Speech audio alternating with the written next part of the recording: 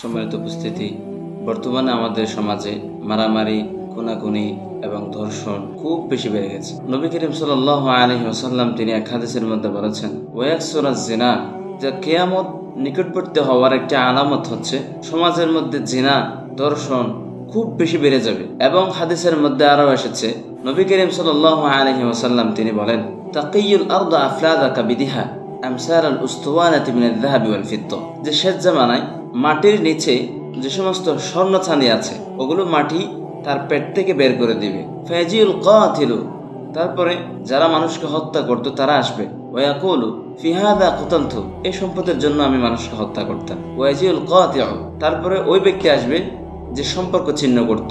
ফায়াকুলু ফি হাযা কাতাতু রাহমি, সে বলবে এই সম্পদের জন্য আমি আমার আত্মীয়তার সম্পর্ক ছিন্ন করেছি। ওয়াজিউস সারিকু ফায়াকুলু ফি হাযা কুতিয়াত ইয়াদি, এবং চোর এসে বলবে এজন্য তো আমার হাত কেটে দেওয়া হয়েছে। আল্লাহ তাআলা আমাদের সবাইকে বোঝার তৌফিক দান করুন।